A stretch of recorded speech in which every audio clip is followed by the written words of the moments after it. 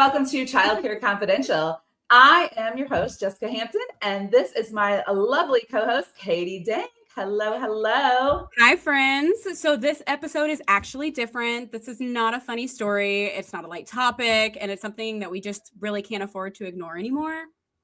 Yeah, today we're going to do more of a public service announcement because what is happening in early childhood education right now is absolutely a full-blown emergency.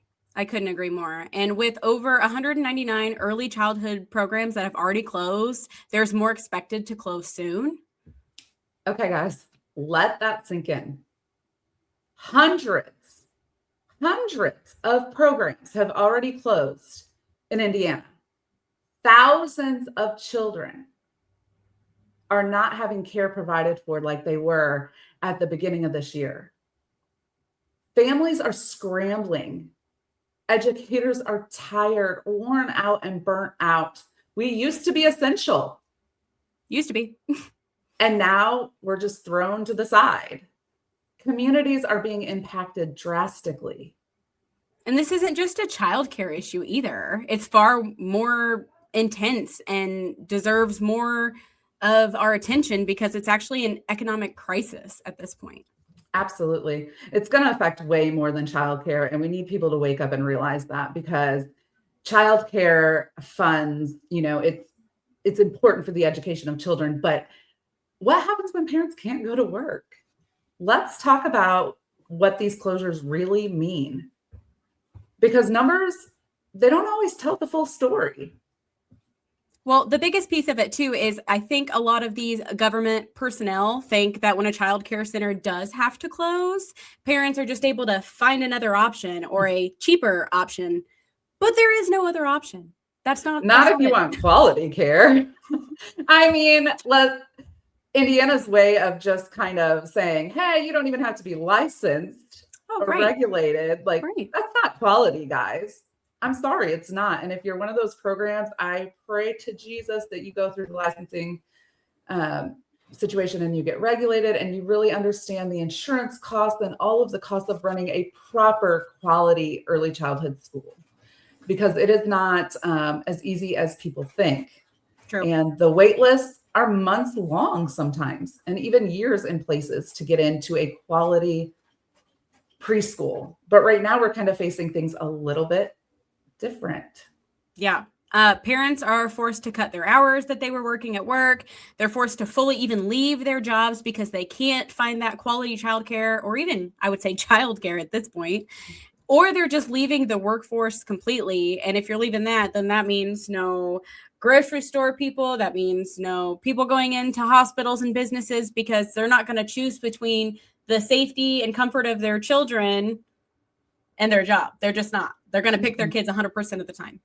Absolutely. And not everybody can be a CEO of a company. That's not how our economy works. And so we need to make sure that the people that are working in our grocery stores are taken care of and have quality childcare, so they're not worrying about taking their child to work, unlike some other ideas that our lovely senator seems to have lately. Beautiful. Educators are doing the work of 3 people for the pay that doesn't even reflect the responsibility that they carry. It's not okay. Well, and let's be very, very clear. This is not because providers are the ones failing. This is not an us problem. This is 100% because the system and our government right now in Indiana is failing us.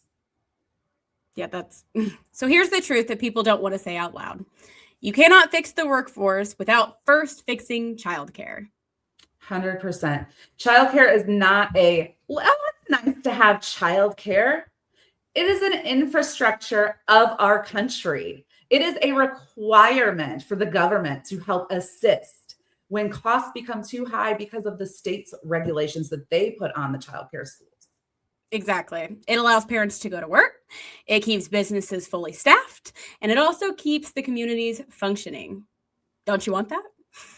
You would think, but we are at the brink, guys, and we are about to see childcare collapse in the United States. And it is scary because as soon as childcare collapses, everything else is going to collapse too. We need businesses involved. We need We need employees to go to their business owners and say, I'm going to have to quit my job if you don't get involved and help us fight this childcare crisis that's about to happen. And contrary to what some of you may believe, this actually affects everyone. Even if you don't currently have tiny humans, it affects you too. 100%. I currently do not have tiny humans in my house. My children are grown. And you know what? I am just as invested, not just because I care about early childhood education and that's my career and my passion, but also because that's our future. Right. What is our future going to look like when we're not investing in social emotional skills? Have you seen the news? It does not look like the direction I want my grandchildren to grow up in someday. Right. Or my friends' kids. No. But there is good news. There is good news. And we're about to tell you about it. We have heard that there is a solution on the table in Indiana, and this is why we need your help. Yep. It's called Senate Bill 84. It directly addresses the issues that are pushing early childhood education to the brink. It absolutely does. Let's break down what this SB 84 actually does. Yes. So first, it's going to fully fund the CCDF program, which supports working families and keeps programs financially stable. Absolutely. It's going to reverse drastic rate cuts, allowing providers to pay staff fairly and keep their classrooms open. And then one of my personal favorites, because thank goodness somebody is trying, it's eliminating the wait list because families should not have to choose between work and childcare. Absolutely. And it's going to fund the On My Way Pre-K program, ensuring access to early learning when it matters most, the program that a lot of us had to cut this year. Yeah, that was unfortunate, but very true. This bill isn't extra. It's actually essential. Absolutely, it's essential, and we need your help. Here's the problem. SB 84 can't move forward unless it's set for a hearing. And the person who can actually make that happen is Senator Ryan Mishler. He is the chair of the Senate Appropriations Committee. Which means he actually has the power to set the hearing for SB 84. Okay, guys, this is where you come in. All right, we need multiple emails and calls daily asking Senator Mishler to set a hearing for the Senate Bill 84. Not just one email, not just one call. Consistent pressure is what we need from everybody right now. Put it on all your senators, but especially this one. Yeah, all of them. But yeah, I agree. We will be dropping the email. We'll tag it in the video below, but it's s9@iga.in.gov. Again, we will list it below so that you have it, but we need everybody doing it. Yep, let's just say it one more time just to make sure. That's s9@iga.in.gov. Blow up that email. And your message doesn't need to be fancy. It just needs to be very clear and very direct. Absolutely. You can say something like, I'm asking you to set a hearing for Senate Bill 84. Childcare is essential infrastructure, and Indiana families cannot live without it, and we can't wait any longer for help. Exactly. And so what's going to happen next is once a hearing is set, we need support to get this bill actually passed. And guess what that means? Contacting all of your senators. And remember, emails, calls, daily reminders, all of it.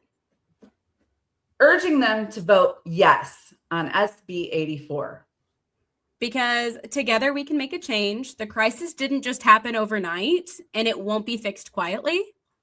Yep. And change happens when people show up, speak out, and refuse to break down. And if you've ever depended on childcare, if you care about working families, if you believe that educators actually deserve support, this is your moment. Email, call, share, repeat. s9@iga.in.gov. Ask for a hearing. Demand a yes vote on SB 84. And together, we can make a change.